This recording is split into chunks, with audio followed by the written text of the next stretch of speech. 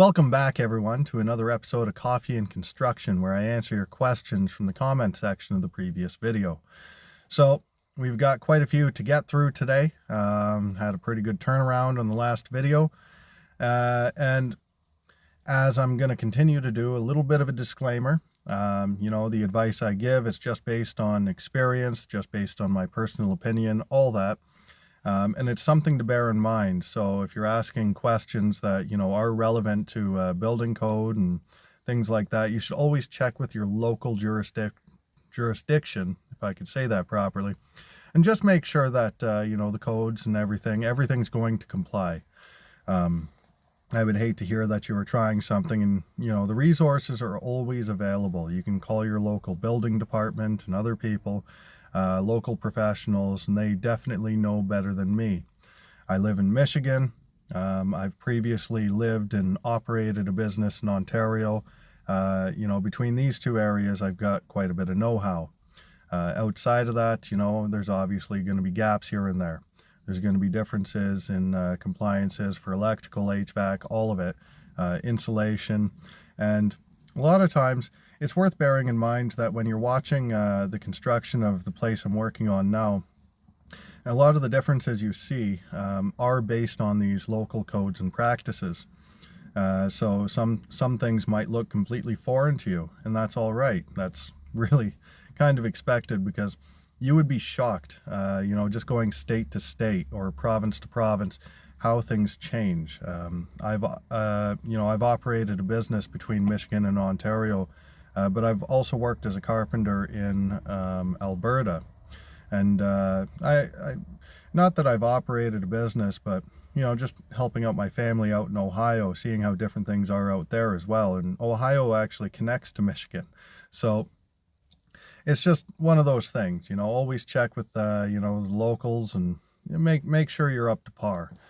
Some of the stuff, it really doesn't matter, and some of it's just, personal advice. So the first question I have here felt maybe a little bit like a statement, but it was still posed as a question.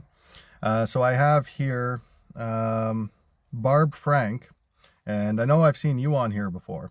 And this is actually a legitimate question. I don't mind answering it. I actually, I like the opportunity to answer this. And, I do have opinions. So she asked, why are subscribers asking you questions when ask Alexa when you need to be working on your home?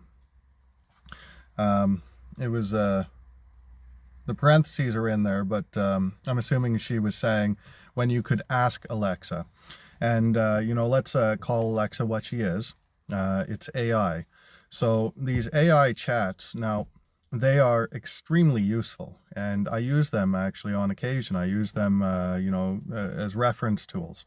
They're excellent for looking things up, certain things, and they can really cut down your work incredibly. It's an extremely powerful tool. There's no doubt of that.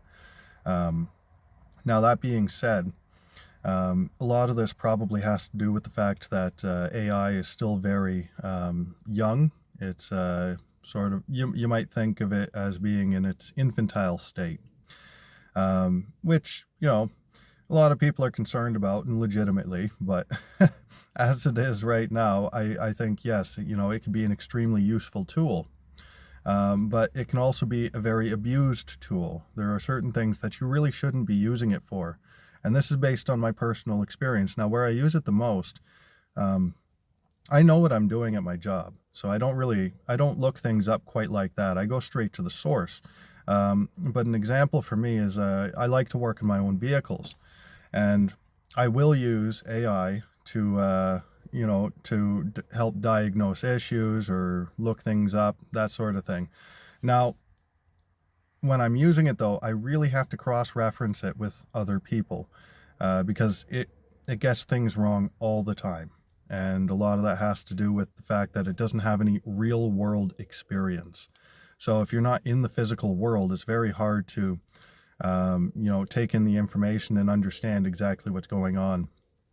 And it also can't get incredibly specific. So, another example with vehicles, I'll ask it for a fuse location. And with two of my vehicles, it's been incredibly wrong with that and a number of other things. So I wind up having to look it up anyway. And some of the more complicated issues, it winds up dead ending, or you wind up having to look other people up anyway. So it could be a very useful tool, but it should always be used in conjunction with real people doing the actual job.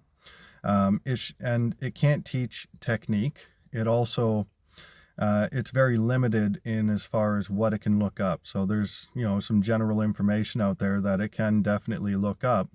One thing, for instance, and I used it maybe twice on this project, is looking up wiring code. So, or electrical code, I should say. Now, looking that up, it can, look it up from the big book, but in terms of local code, it tells me straight up it can't answer that. It can't look it up. Now, like I said, it's not something that you should be relying on, at least not yet. You should be relying on people who actually do the job. That would be the smarter thing to do. Relying on AI for this stuff is just, it's not going to get you too far, and it'll probably cause problems down the road. It's also prone to something called, I think it's called hallucination, where if it doesn't have an answer, it'll make one up. So you have to be very careful when using devices like this. So with that said, we should move on to the next question. So this next question came from the comment section of yesterday's video. And in yesterday's video, we have Karen Cluckus or Clucas. Question. My vent pipe, new furnace, is on the north wall, wind from north. Can cold air blow into the vent and make the furnace run more? Seems to be. So I thought I would take the time to answer it on this episode because it's something that a number of people have wondered before, and I've been asked, just in day-to-day doing my job, because I install these vents because I do exteriors mostly. Now, actually, give me 1 second and I'll just show you. All right, just got back. So these vents, these are the vents here you're going to look at. They can be metal, they can be different material. That's fine, but they're all pretty much the same principle. And you run into, for the most part, two styles. There are other kind of exhaust vents, but this is these two here are sort of the main kind that you're going to see on your house. One has these flappers, and this one here that has a hood. That's this part here. These are my preference, actually. They're a little more watertight, and I'll explain that in a moment. So, take this off. This is how you don't get cold air coming back in. It has a flapper, and that stays shut as long as there's no air blowing from the other direction. So it's loose enough that any air that's building up within the pipe in the house is able to escape, but gravity keeps the flapper down when there is no pressure. So that's how you don't have air backdrafting. Now on these ones here, same concept. When the air is coming through, it lifts all these flappers up and it blows out. So these ones fit tighter to the wall. Aesthetically, they could look a little nicer. They're not really my preference though, and the reason being is these can be very flimsy, and if these are broken, that's when you get prone to getting air flowing back in, because there's no hood here. The other thing I've noticed is not a substantial amount, but enough that it can build up in a pipe. It can make the pipe heavy, and it can cause problems down the road. But if these are off, there's a greater chance of water getting in than there is with a hood.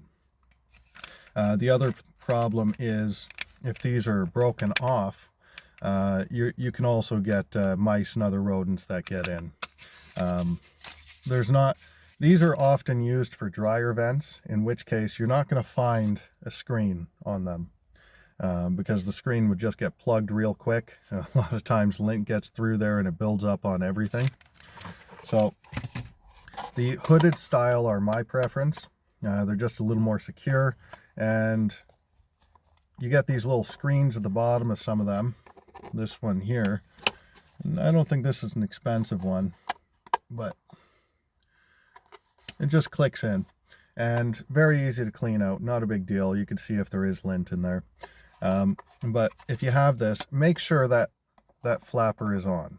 So, and once again, going back to these vents, there's something you want to keep track of, because you should make sure they're properly caulked along, you know, the sides and the top, and make sure they're well sealed, because the other issue I notice with exhaust vents is, and it's strange actually, I've run into it twice in the past 6 years. May not seem like a lot, but I don't really do service work, so it's a lot for me. But we had a leak that was coming in from the exhaust, and it took a while to find, because what happens is it travels through the pipe and exits somewhere completely different. So I ran into this one house, and we were having a leak problem sort of in the middle of the house, and it didn't make any sense, because there wasn't any plumbing above it. There was a second floor above it, and it was just open floor. It's like, well, how on earth does that get there? And so you assume there's a water pipe going through. Well, there's no water pipes going there. There's no reason for it. There's one bathroom up there, and it's on the other end of the house, right above the kitchen. So you already know there's no plumbing near there. There's no reason for it. So what I found eventually is the seal was broken on the vent, and the water was allowed to get in, and it traveled along that pipe until it found somewhere to exit, which was around this spot. So yeah, those vents, just make sure they're in good shape, and you won't have backdraft, you won't have any water problems, anything like that, and you should be okay. All right, so moving on to the next question. So I've got, this was actually, once again, a question I saw in another video I thought I'd bring up here, because I don't think I clarified this when I was actually doing the exhaust vent on the furnace. So I'm sure plenty of people are wondering this, and there's a technical reason for it. So I ran a B vent, which, basically has to go out the roof. If it doesn't, it goes out a wall. The thing about a B vent is that it has to be such a proximity away from any windows, openings. You don't want to be around it and breathing the fumes. So the most ideal situation is to get it up on the roof. So that's what I did there. So I have Peggy 1243 here, Peggy T, sorry. A direct vent would save all that piping going up the rooftop. So you're right, except I can't do it with that furnace. Now, to get the furnace that could actually do it, that's a lot of money I just don't feel like spending right now, and a B vent is way less. The furnace that's there is actually in great shape. It's only a few years old too, by the way. It was put in probably quite recently, before we bought the house. And what was put in there is a mid-efficiency furnace. Now, it is a newer one, so it does have the direct vent like you would see on modern high-efficiency furnaces, and it is relatively efficient, but it's still just short of that threshold to be considered a high-efficiency furnace. So what that means is even with the direct vent, which allows the air to be pushed out and not require natural draft like I'm giving the exhaust right now. And what that means in this case is gravity is enough to pull the fumes out of the pipe. So if you have the white pipe coming out, that requires power vent typically. I do have that. But the other issue is it's not burning efficiently enough, which means that the fumes that are coming out are too hot for what those pipes are rated for. So it puts it into a classification that requires that I use a B vent or chimney. Now, if I did have a high efficiency, it'd be a no-brainer. It would be way easier, absolutely, but I have a mid-efficiency, and for a mid-efficiency, it's actually a very decent and effective furnace. So it'd be a huge waste to replace it for nothing. I wouldn't actually be gaining that much, and environmentally speaking, it wouldn't be that big of a difference either. So I opted to leave it and just do another stack. So that's that, and moving on to the next question here.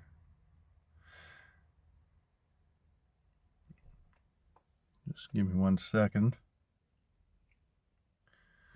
Okay, so I gotta turn the brightness up on this thing. Oh, there we go. Now I can see. I found a way of being able to read things without having to use the phone I'm actually using to record. But it's on another phone, a dead one, an old one that we don't use anymore. But it has this adaptive brightness thing, and I'll be looking at it and all of a sudden it just goes dim, and it drives me absolutely crazy.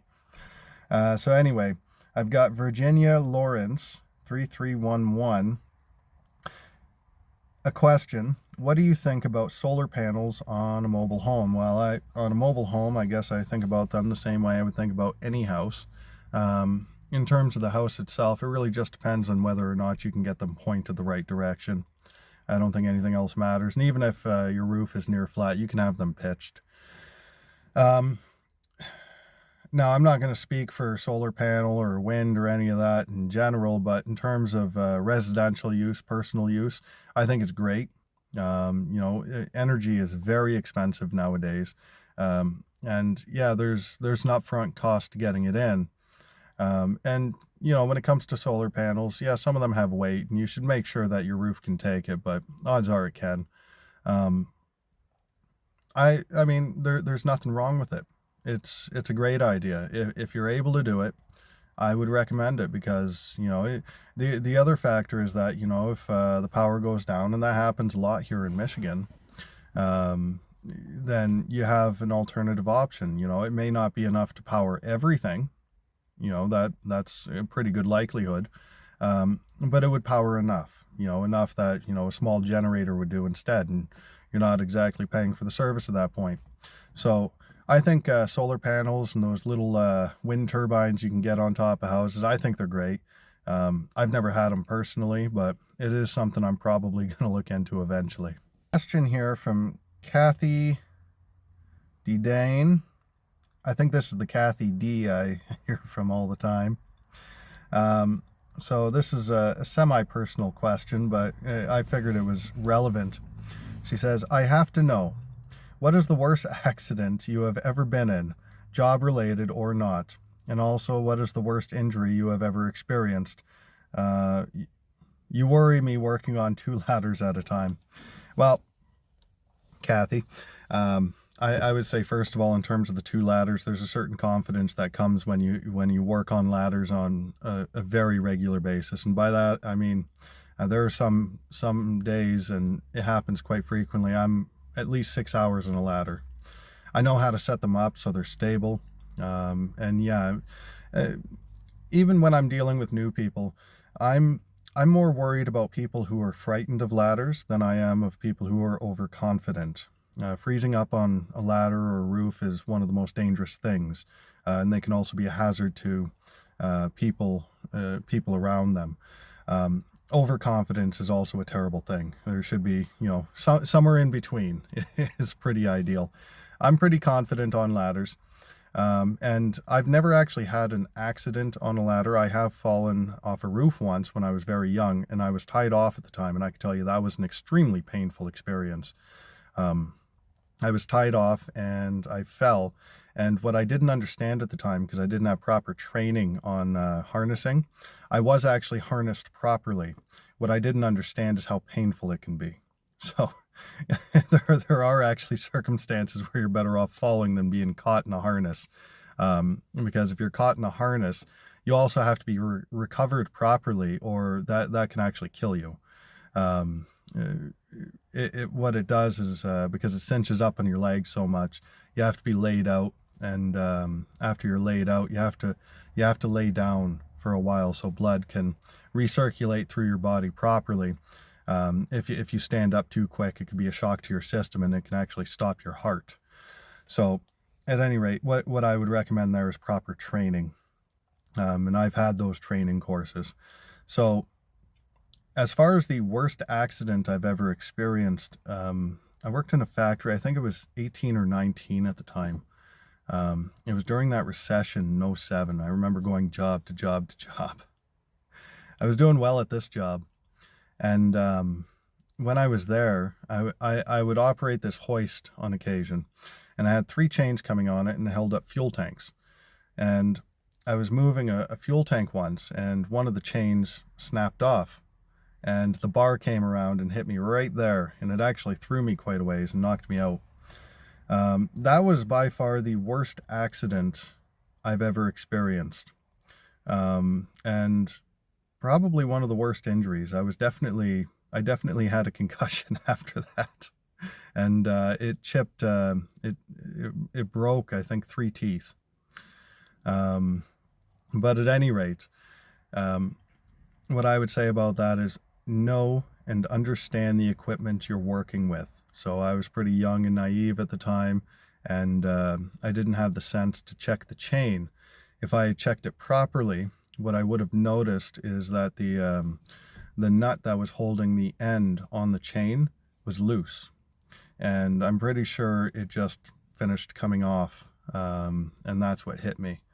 So, when you're in positions like that, you should always inspect your equipment. You should know and understand what you're working with. And on that same note, it's worth mentioning pretty much all accidents happen to people who are either brand new to the job or people who have been doing it forever and just got really cocky.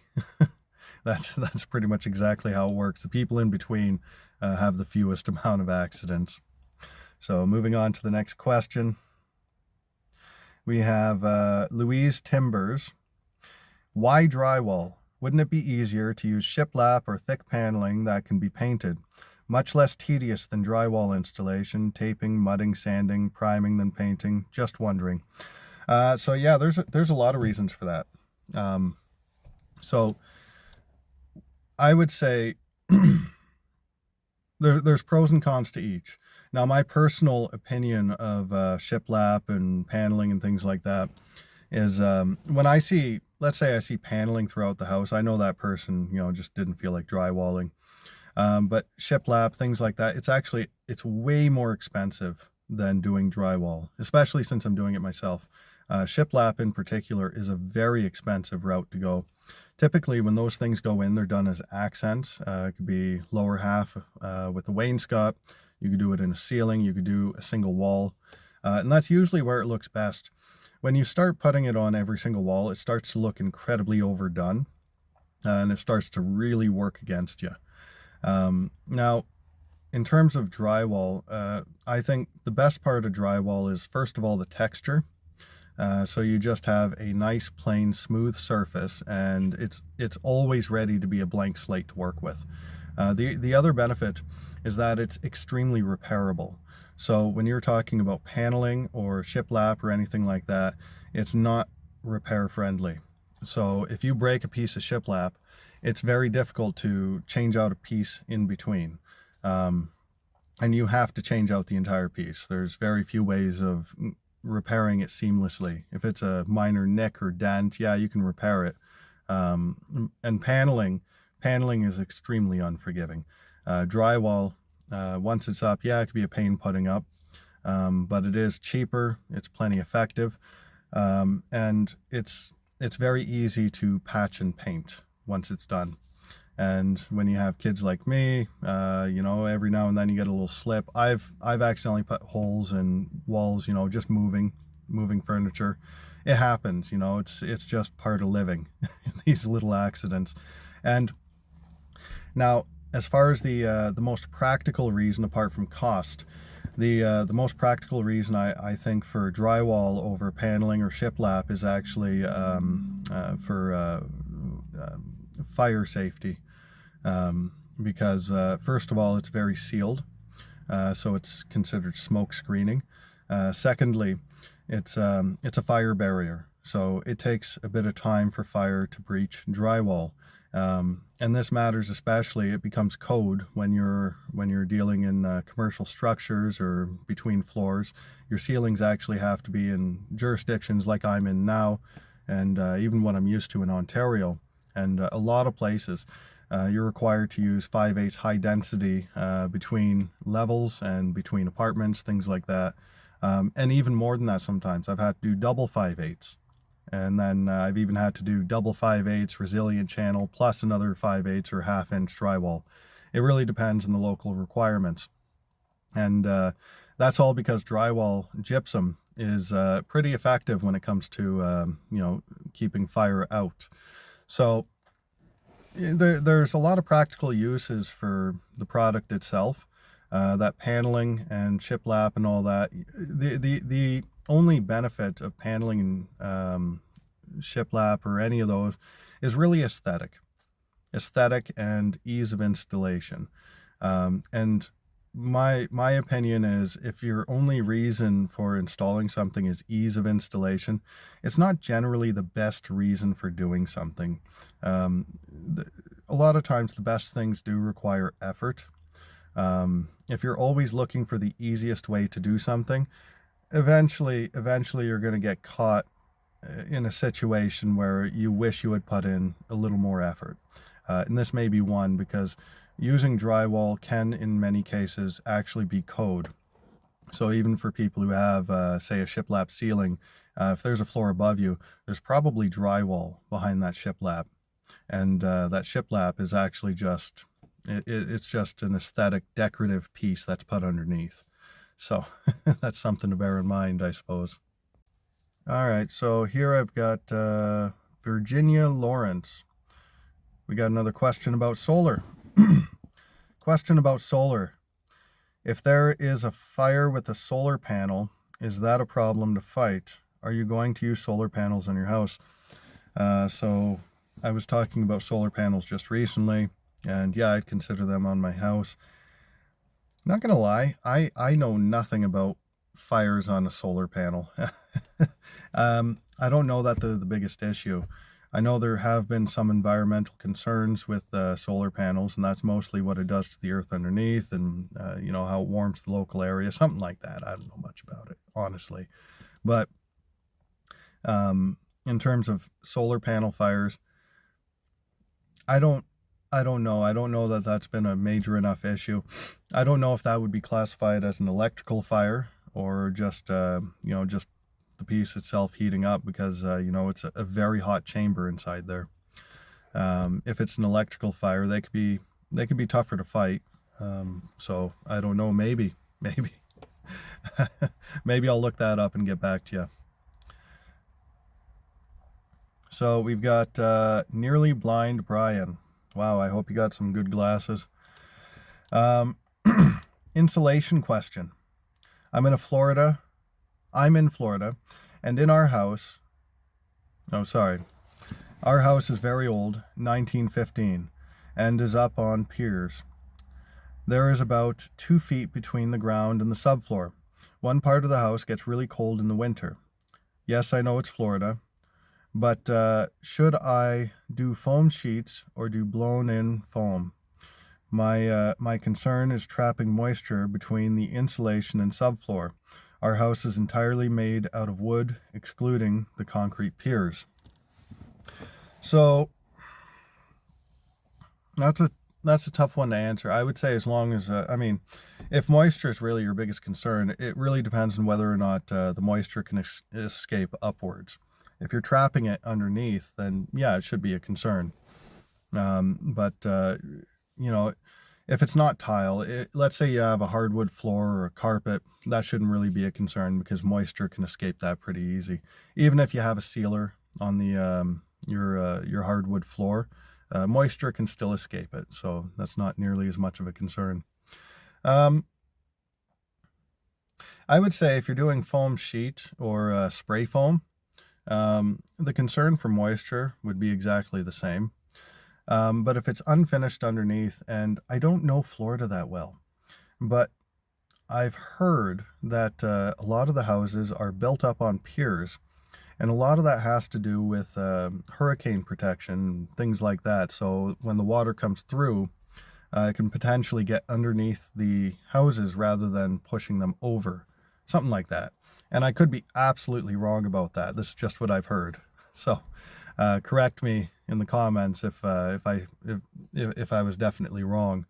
But my guess is that it's unfinished underneath. What I wouldn't recommend is bat. And if you do want to foam underneath, I don't really see any problem with that, but what I would do is consult a local insulation company on that specifically, because that's not really something I could answer for you. It depends on a number of variables, something that they could really answer much better than I could. Um, but I wouldn't see any problem with spray foaming. The biggest difference between using the foam sheets and the spray foam is going to be the cost. So the cost difference is going to be a little more for the service of getting a spray foaming done, but it's also going to be a lot more effective. It seals much better to the joists. It's also, I think the density is usually quite a bit different. So what they typically spray is what's called a 2-pound foam.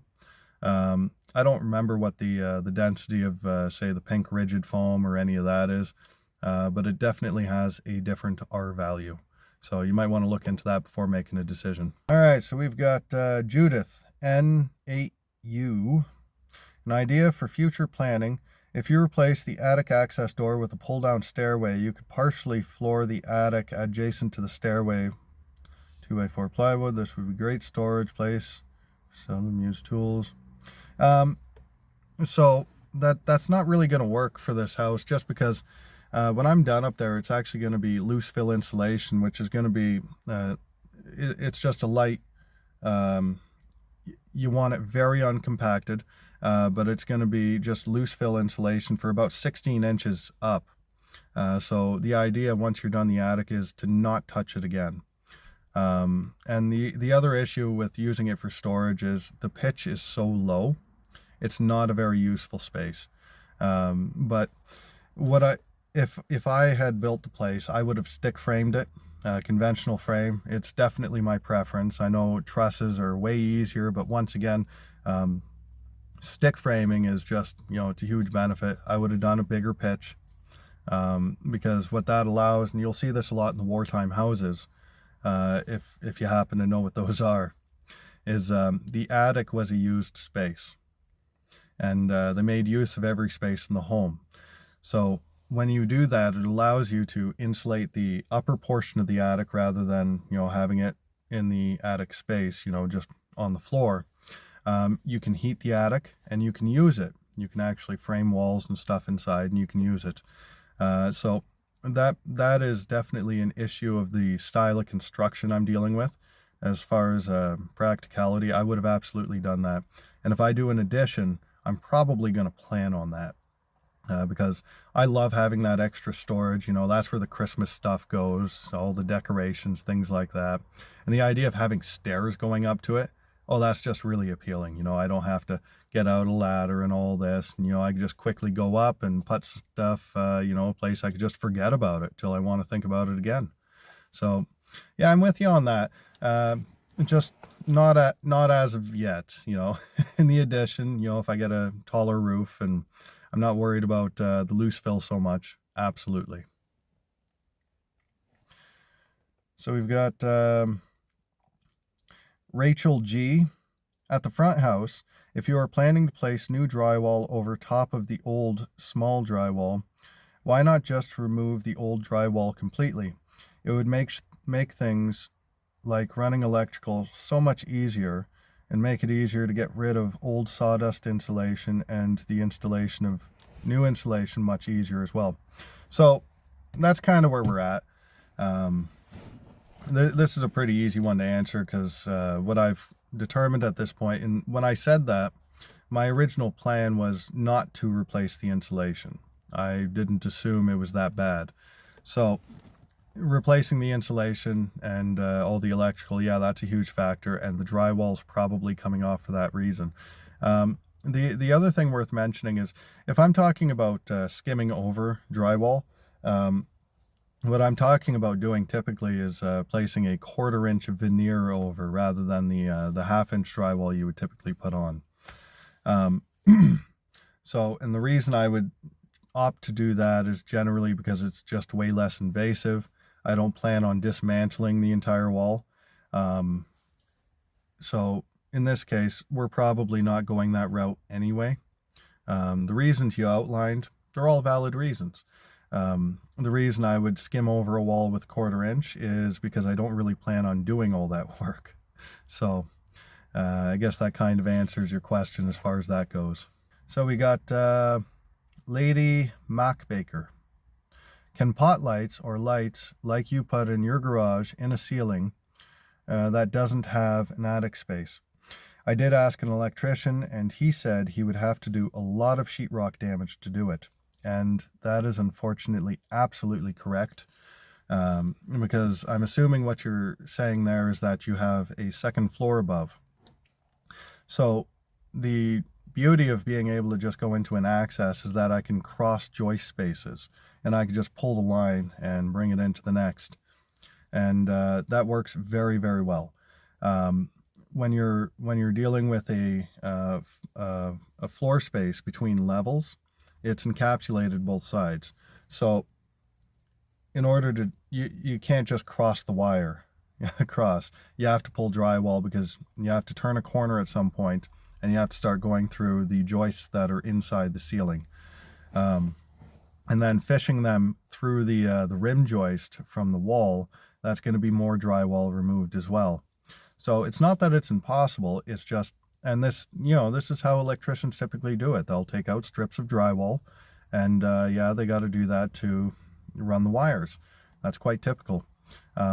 If you want nice consistent lighting, it's worth it because the pot lights or can lights, they're great for that, especially if you get them on dimmer. That's how I like doing it. Yeah, it works beautifully. But yeah, no, it can be pretty invasive. Electrical work, plumbing work, all these things. This is why if you have your place opened up, you should make the best use of the opportunity and just get as much of this stuff done as possible. The only things I'm really neglecting in the back house here are things that I plan on getting down the road when I actually uncover the outside of the house, when it's a little easier to do so. But for the most part, I'm a big believer in making sure that your substructure is in pristine shape before covering it up. You want to make sure that all your electrical, your plumbing, and all that is in great shape. Do not cover up something you're going to regret, because that just means you're going to have triple the regret when you actually have to go back on it. Now, obviously, if you're talking about adding lights, that was probably something that wasn't even in anybody's head when they were constructing the house. But yeah, it's definitely one of those things where a bit of drywall is probably going to have to come out.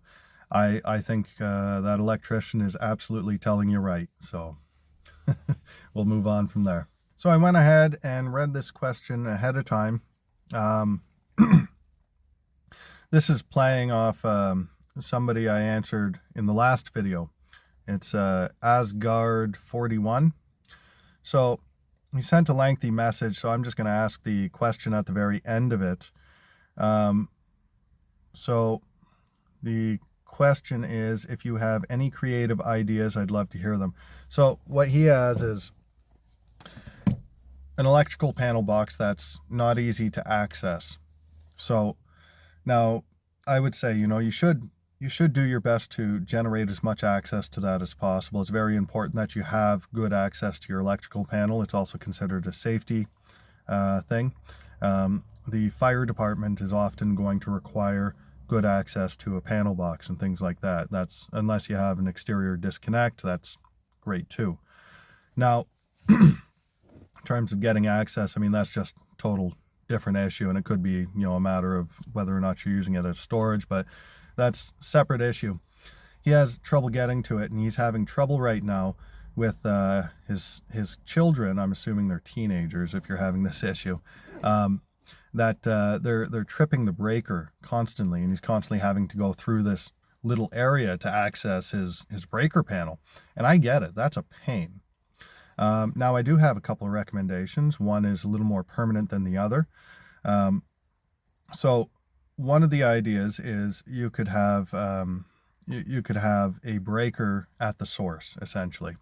Now, one of the things you could do is replace one of the plugs for a GFCI. That's the one they use. That way, if they happen to trip it, it trips at the source. It doesn't actually make it all the way to the breaker, and you can just flip it on from there, or he or she, or I should probably check that message again. I think you did specify. Your children can just fix it themselves. You don't have to be involved. that would be nice. Now, I think a number of power bars and things like that should be able to do the same job. So if you use products like that, it should bypass the issue. The idea is you want, if they're overloading the source, I would say if the electrical's already in, you probably don't have the wiring to do it. If it was a 12 gauge line, I would say upgrade it to a 20 amp breaker. That would fix your issue most likely. Or split up the circuits. You know, this is probably something that should have been done earlier on, but it's probably not an option for you, at least not non-invasively. So I think that's probably going to be your easiest and most immediate solution. Just get something that trips before the breaker. So if you got a 15 amp breaker, you know, you find something that trips at 15 amps, you're probably good, because it's going to trip at the power bar or the GFCI before it reaches the breaker, and that breaker should not go off, and the rest of the house should technically be fine. And you don't, if you do get a GFCI, you don't actually need it on every outlet if you know where it is in the circuit, which, I mean, unless you've had the walls open at some point, you probably don't. It's a hard thing to identify. You only need it on one of the plugs, and you know, one of the plugs closer to the source of power, and then everything after that in the circuit will trip back at that plug because they're hooked up in series. So that's my recommendation there. So I just want to say thanks again for watching, and yeah, this was a fun little episode. There were quite a few questions there. I think I gabbed long enough. So yeah, if you have any more questions, leave them in the comment section down below, and I'll be happy to answer them next week. Until then, I'll see you. Bye.